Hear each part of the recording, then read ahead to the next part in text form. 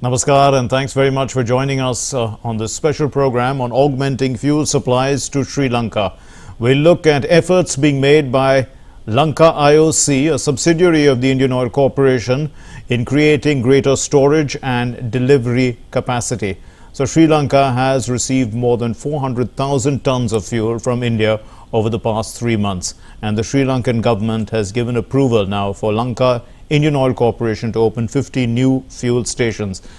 Lanka IOC is a smaller player in the island nation's fuel supply duopoly, and it has around 216 fuel stations and will invest about $5.5 million for the expansion. The company is listed on the Colombo Stock Exchange. To discuss this and its impact on the economy in Sri Lanka, we have with us two eminent guests. Let me introduce you to them. Narendra Taneja is energy expert and economist, and N. Satyamurthy is policy analyst and commentator. Right now we have Mr. Satyamurthy with us, and we'll be joined by Narendra Taneja in a short while.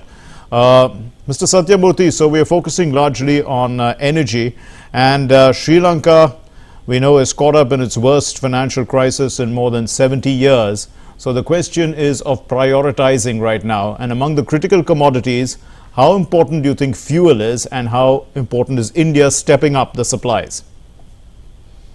As we have seen over the last 3-4 months, India's supply has been the only supply other than 90,000 tons from Russia, which came a little after, long after rather, India's supplies to ensure that Sri Lanka had some fuel supplies.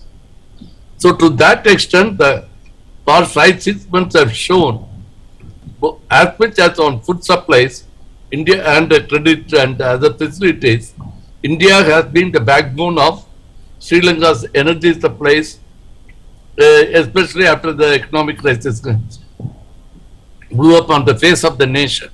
Yes. And this situation on the energy supply side is going to be increasing as the economy hopefully picks up, because they are talking about reviving the economy, inviting foreign investors, etc., etc. Yes. So, fuel, oil becomes the most important criterion for investment to attract investments. Here, India is playing a crucial role. It will have to continue playing it along with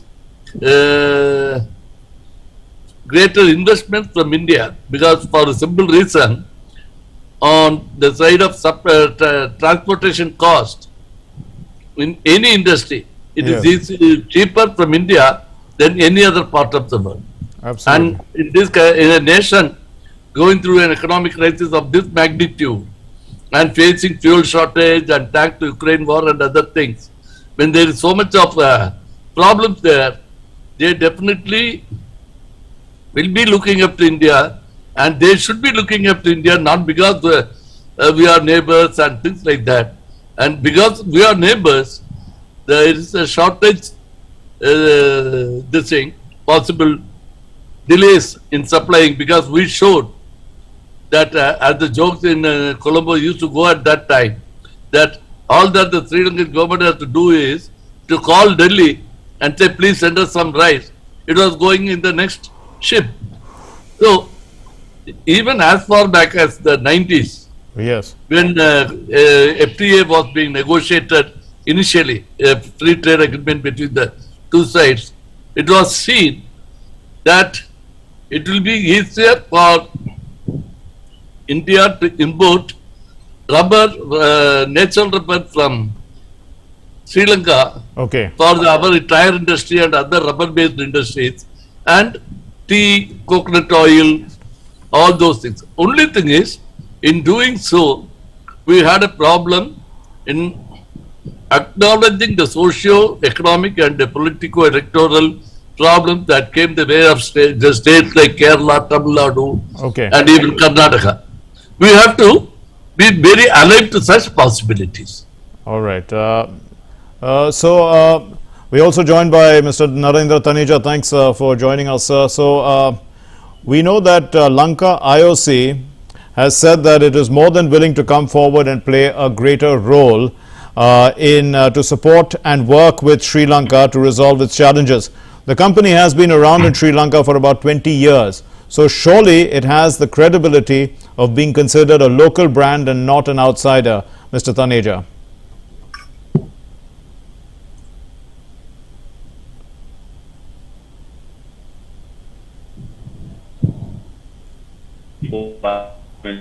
Tremendous goodwill for Indian Oil, Sri Lanka joint venture, and even the times of crisis which we witnessed recently. I mean, the one company that was at the very forefront and doing the maximum possible in terms of making petrol, diesel, turbine fuel available to the country was actually this unit. Now, if you look at the whole thing, Indian Oil has been trying now for a very, very long time to consolidate there, and in order to play a more significant role, even a bigger, larger role in Sri Lanka's energy security, especially in terms of retail. But we saw some reluctance, as we all know that. But now, hopefully, let's look upon this as a new beginning. And I think it's important that, the oil sector there, the energy sector there as a whole has learned that, when it comes to energy security, you cannot afford to compromise. And which other country other than India can actually collaborate with Sri Lanka and Sri Lankan oil and gas companies in order to mobilize the required oil and gas?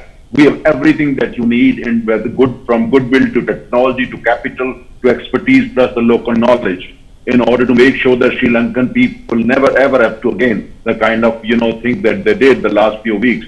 And especially when it comes to Sri Lanka's requirement, the future requirement, we know the data. When you look at the data, requirement of petrol, diesel, turbine fuel in Sri Lanka has been growing rapidly. Yes. Just look at the data of last 4 or 5 years is going up, and which means that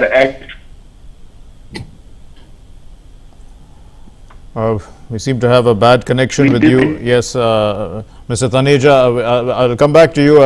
Hopefully the network issues will be sorted out. But in the meantime, let me talk to Mr. Satyamurthy. Now, the government of India has extended 8 lines of credit to Sri Lanka, totaling US dollars 1.85 billion over the last 10 years. And since the crisis began, a lot more assistance has been given, including a line of credit of $500 million for fuel.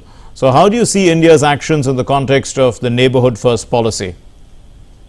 See, it fits in very well into India's neighborhood first policy. Not only that, unfortunate as it may seem from the Sri Lankan angle, there is a real situation here where India is seen as being a front first and a neighborhood first policy came into action after the COVID assistance India gave to every neighbor, and there Sri Lanka also figured prominently. Now here, neighborhood first policy, when there is a unprecedented and let us say not wholly expected levels of economic crisis in Sri Lanka, without batting an eyelid, without holding anything from the past against the people of Sri Lanka, as the government of India repeatedly says, it works for the people of Sri Lanka as well, and it has left nothing to chance and supplied food, fuel and pharma products or whatever else Sri Lankan government had or sought, and without much loss of, any loss of time. If there was any loss of time, it was at their end in taking the supplies and distribution and all that. To that extent, India has stood up. And our investment doesn't stop here. I mean, this is an emergency here. Even before the crisis really hit the roof, when then Foreign Secretary Shingla was in Colombo in February, we signed a series of agreements where India has promised investment in multiple sectors, mostly energy related. Right, you're right. So let me bring in Mr. Taneja once again. Sri Lanka's largest fuel retailer is Ceylon Petroleum Corporation. It operates around 1,190 fuel stations. but it is state-owned and hence it's affected by the government's finances. How do you see the IOC working now with the Ceylon Petroleum Corporation to get all the stations up and running? Well, as we said, when you look at Indian Oil Corporation, it is one of the finest, companies in the world, especially when it comes to refining and, and distribution and retailing. They can't find a better partner. That said, at the same time, if you look at the, just simple economics, I mean, it works the best for Sri Lanka. Unfortunately, they allowed other factors to come into the play, and Indian Oil had to struggle there quite a bit, as we all know. Like in last more than 30 years, we have been trying, for instance, to accumulate tank farms. Indian Oil has been negotiating with them, which, for instance, they finally agreed, but it took almost 30 years. And diplomacy at the highest possible level, and which was only in the interest of Sri Lanka. So I think when it comes to energy, a stable, prosperous Sri Lanka is in India's interest. And when it comes to energy security of Sri Lanka, there is no other country better than India which can play and actually change the scenario there, is to make sure that energy security is actually sustainable and stable there. That said, at the same time, look at the holistic picture from oil exploration production, because Sri Lanka has some potential in terms of oil and gas exploration production. There again, our country has offered them collaboration, countries offered them capital and experience and everything. Our companies are ready. In fact, a private sector company had actually even operated there for quite some time. But now they have reopened and they are re-inviting bids and all that. And I'm sure that, if they get the right kind of, conducive atmosphere, Indian exploration production companies would also like to go there and contribute in the energy security efforts of Sri Lanka. But right now, I think the best thing would be that, Indian Oil has done that, and Indian Oil, joint venture there is allowed to play a bigger role. They've given some more petrol pumps now, but I think a more significant role is they can play. As I said, that this is all for the benefit and energy security of the ordinary people of Sri Lanka and their economy. And so my final point here is that, politics is politics. We all know there are other countries which have got other agenda. But when it comes to India's oil and gas company, there is no agenda. Only one agenda is business, economics, and what is good for the people of Sri Lanka. And no other company has better experience, whether it's from China or any other country, better experience than Indian Oil in terms of retail, distribution, and refining. Absolutely. Mr. Taneja, this question also is for you. So, the Lanka IOC's retail expansion is linked to also the refurbishing of 75 oil tanks in Trincomalee. But the high growth market is apparently in bunker fuel extracts, the residual fuel from cargo and other ships. Do you see this as an important industry for Sri Lanka going forward for its recovery? Well, I think, when you look at the potential and what this joint venture, the partnership can offer to Sri Lanka, beyond, for instance, the more retail bars, retail stations and all that. Look at the geographical parking of Sri Lanka. Sri Lanka has potential, together with our state of Kerala, to become a major supplier of, fuel to, ships going from west to east to west.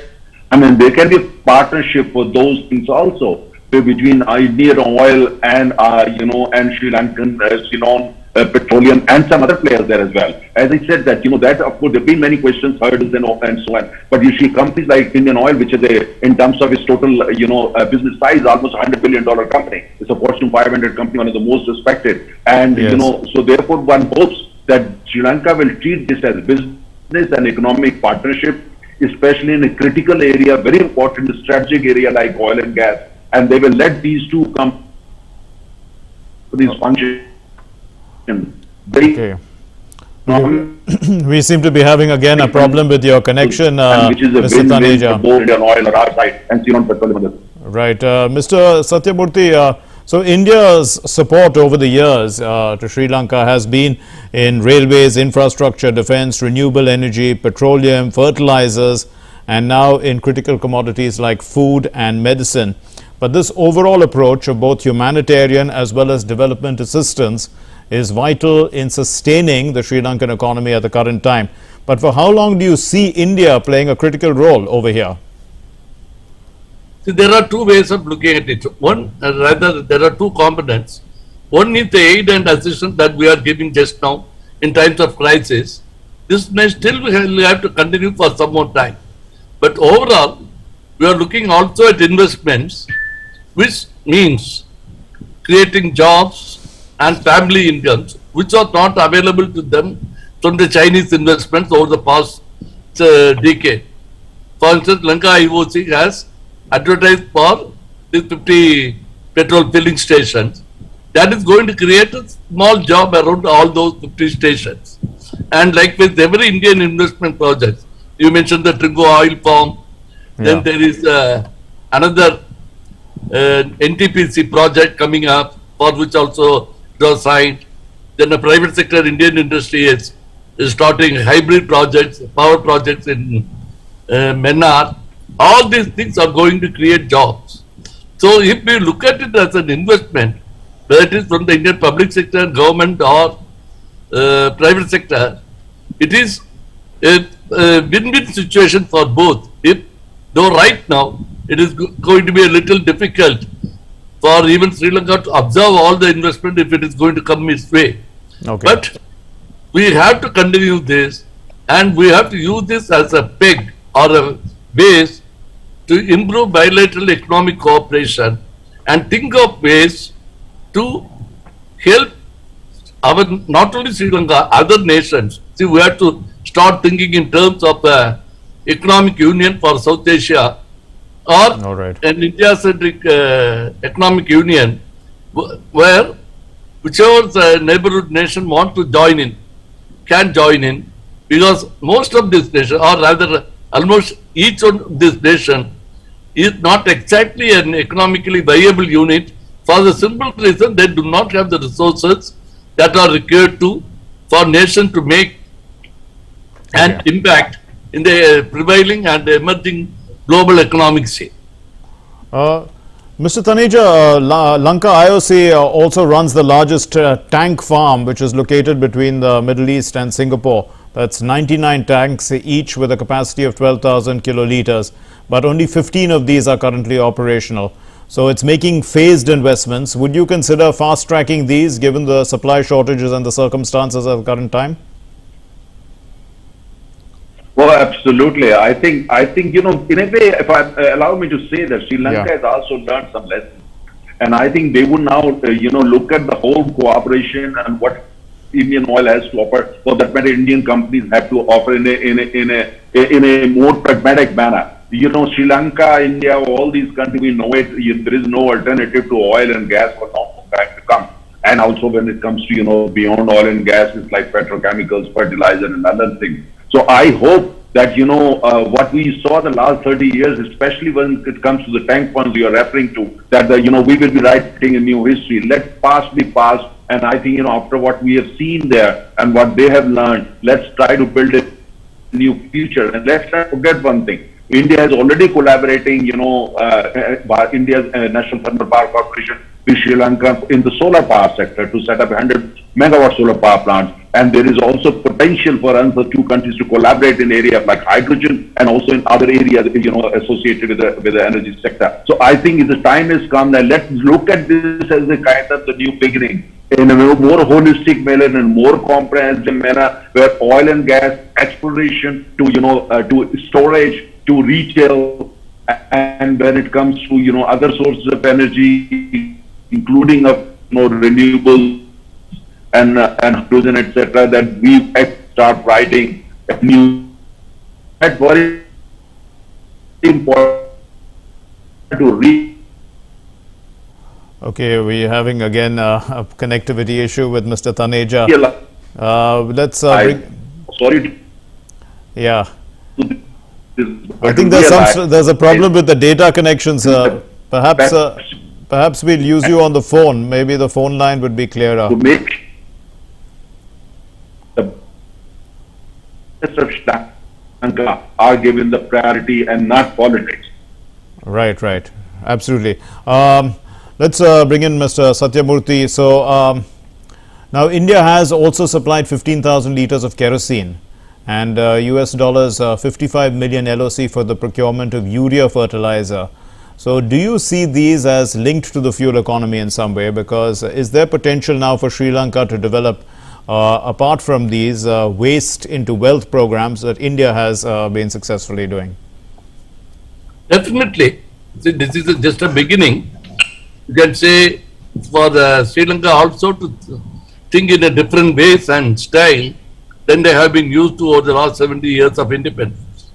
So, to attract investments, and now they have found where the gaps are in their economy, particularly in fuel, where, for instance, they had the Mannar Basin, which until not very long ago, though they had all the this thing, basic work done, it was not found to be economical. Now they can start up on excavation and allotting them to interested parties. And maybe India, IOC, for instance, can bid for it. Again, IOC or any other Indian investor, private or public, can go for a joint venture, which is a politically correct equation in the Sri Lankan context. That is a huge opportunity for both nations in terms of collaboration, cooperation, and shared economic prosperity, particularly for Sri Lanka. Indeed. And as you mentioned, the Trinco oil farm, that is another great opportunity to collaborate, because if it is converted into strategic storage for both nations, the greater political dependence and credibility also comes into play. Mr. Taneja, Lanka IOC's aim is to provide world-class petroleum products to Sri Lankan customers. It has a nitrogen filling facility for automotive tires, and also refurbished stations have won the praise of all sections. And you did mention that it is a Fortune 500 company with a big brand. So do you see the IOC increasing its footprint globally, and how competitive is the business?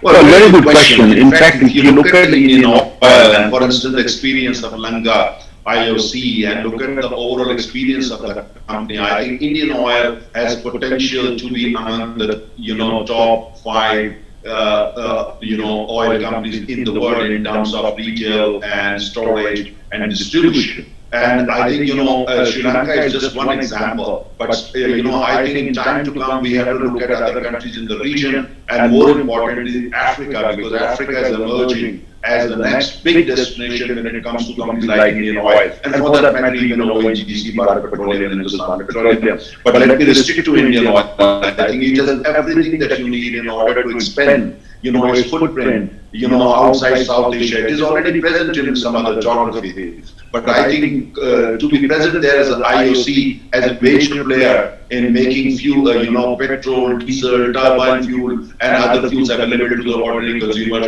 across the world. I think if there is one company which has that potential and the experience, the right kind of DNA, and the right kind of will, that company is actually Indian oil.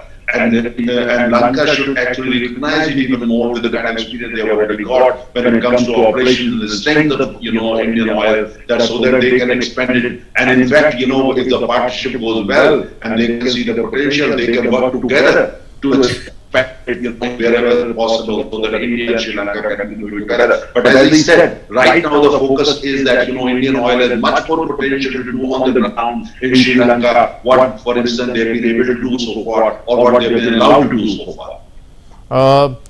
Mr. Satyamurthy, given the concerns to the Sri Lankan economy, now other companies like Sinopec from China, they are also interested in entering the market.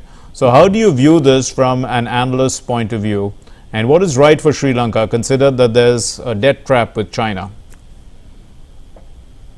I think they will be careful in dealing with Chinese companies. But I don't think they can stop it from entering if there's a clean proposal, something that is as clean as from IOC, Indian Oil Corporation. But they are also into looking at retail markets. But again, this is one way China will also try to get closer to the people, which was not the case with all its white elephant projects. Whether they were debt traps or not is a different question. In the last 10 years, all the Chinese investment from Hambantota to various expressways did not create a single job for any Sri Lankan, did not involve any of the Sri Lankan industries or suppliers in any which way. With the new side-effect scheme of Yes. entering the retail market, maybe they are attempting that where they failed in the past. But Sri Lankan government should be and will be a little circumspect in handling such things, because there is going to be a lot of this thing, I mean, explanation they will have to do to their own population. Given Right. that in the current crisis, Yes. India came to their assistance, Absolutely. right?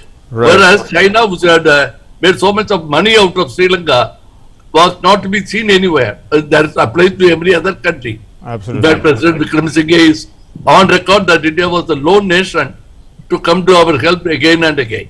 Exactly. So, That will Mr. be with the government's mind.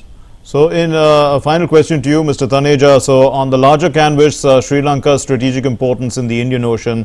So, how do you view the refusal of the Chinese vessel Yuan Wang 5 to dock in Hambantota port?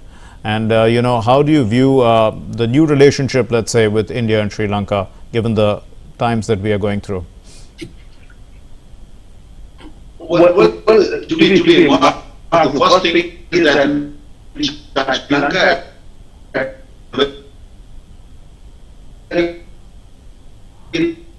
Okay, we are not able to hear you, Mr. Taneja, but your signal is not strong enough for some reason. But perhaps we'll get Mr. Satyamurthy to react to this question. Yeah, go ahead, Mr. Satyamurthy. Yeah. This Yuan Wang, right? That was an avoidable embarrassment for Sri Lanka and for Sorry about that, Mr. Taneja, but we are not getting a clear voice from you. But so I put that, toss the question to Mr. Satyamurthy. Yeah, go ahead, sir. Yeah. That's an avoidable controversy for the Sri Lankan government just at the moment. And it is anybody's guess why China should be pressing at this at such a moment, a grave moment to be honest, for Sri Lanka, because it has to negotiate with IMF, Okay. and the nation's priorities are very, very different. Unless Right. China wants to Sure.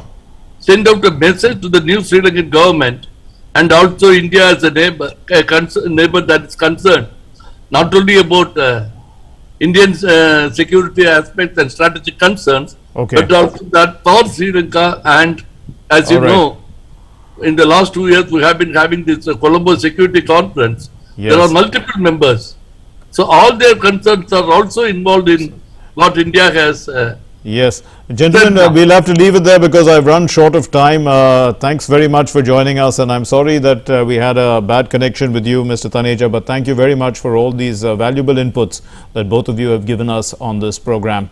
Now, moving on and concluding, we can say that India has been Sri Lanka's friend at a time when it most needed assistance. Since January 2022, India extended US dollar 400 million currency swap also to Sri Lanka under the SARC framework, and also deferred successive Asian Clearing Union settlements till July 2022.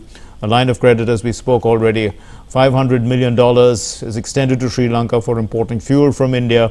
In addition, India has extended a credit facility of $1 billion US dollars for the procurement of food, medicines and other essential items from India. And the government of Tamil Nadu has also chipped in, contributing rice, milk powder and medicines worth about $16 million as part of the larger Indian assistance. So thanks very much for watching. Namaskar.